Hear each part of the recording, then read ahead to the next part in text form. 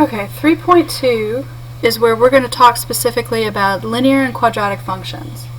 So to start with, we're going to look at linear functions. Well, we've already done a lot with linear lines. As you can see, I also did this first example for you already, because we've already covered linear lines in great detail. Well, linear functions is almost the same.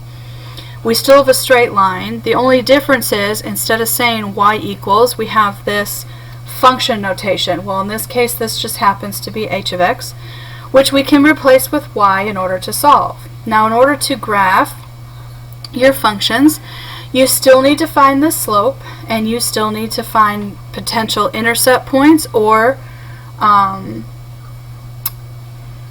equals mx plus b form. So, in order to do that, you're going to replace your function notation with y, which is its counterpart, and then you're going to go ahead and solve your equation or simplify it down just like we normally do. So here you can see we have this fraction, and in order to get rid of it, we have to multiply the whole equation by that denominator value. And in this one, because we have this subtraction here, that subtraction has to apply to all of the numerator, not just the first one. So it has to apply to the 2 and apply to the 6. So if you see that, we reduce this down to y equals -1. And if you remember, that is that special case where we have a horizontal line, which means your slope is 0. So as you can see, I graphed that right here. Okay? So this is just your example of linears. Now, another such example that we may see or have to do is this next one. So notice again, we have a scrambled up line that we need to unscramble. In order to do that, says the first thing I need to do is I need to distribute through. Okay? So here I'm going to change q of x into my y. So this becomes y equals, and I'm going to distribute that 3. So this becomes 3 minus, and then remember straight across the top, so this is 27 over 4x plus 8x. Now if you remember, this back part to combine your fractions says we need to have a least common denominator, which in this case is going to be 4. Therefore, we have to look at, what do I do to 8 to turn it into something over 4? Well, the rule says multiply top and bottom by that common denominator. So this becomes y equals 3 minus my 27 over 4x, but then it has to be plus 32 over 4x. We can then combine, and we end up with the equation y equals 3 plus 5 over 4x. And from here we can identify that slope being 5 over 4 and your y-intercept being 0, 3. So just like before, we can go ahead and graph it. Start with your intercepts. We're going to go over 0, but we're going to go up 3. So 1, 2, 3.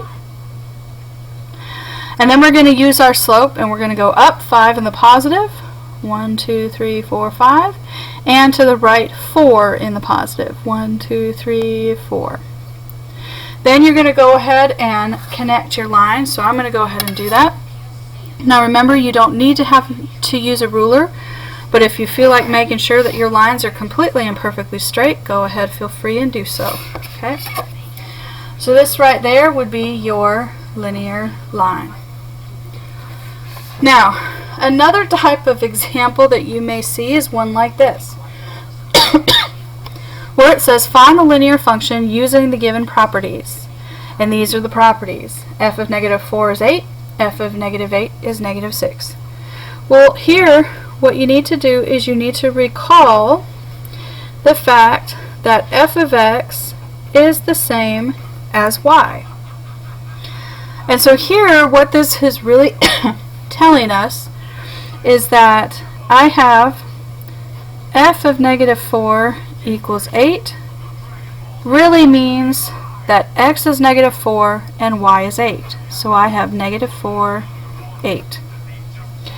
That also means f of -8 equals -6 is going to tell me the same thing.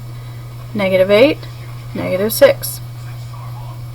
Now, in order to find a linear function means I need to combine these two things into f of x equals mx plus b. Well, I've got 2 points, so I've got 2 different things that I can do. First, I need to find the slope, and then second, I need to use y minus y1 equals m times x minus x1 to find my equation. So, let's start with slope. My slope is going to be the change in y over change in x. Again, it doesn't matter. You could do the first points or the second points. You just have to pick a point and you just have to go with it. So here, I'm going to do 8 minus a negative 6 minus a minus becomes positive. Means I have negative 4 minus a negative 8. Again, minus minus becomes positive.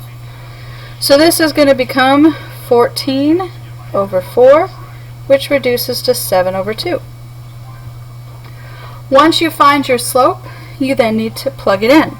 So again, y minus y1 equals m times x minus x1. Again, you have 2 points that you can use, so choose whichever points you want to. Since most students usually choose the first, I will do the same. So this becomes y minus 8 equals my slope of 7/2 times x minus a negative 4. So in this case, we end up with y minus 8 equals 7/2 x plus 14. If you look at it or think about it, 4 over 2 reduces to 2 times 7 is 14. So this means y is equal to 7/2 x plus 22. However, we wanted a function, therefore you need to remember to write f of x equals 7/2 x plus 22.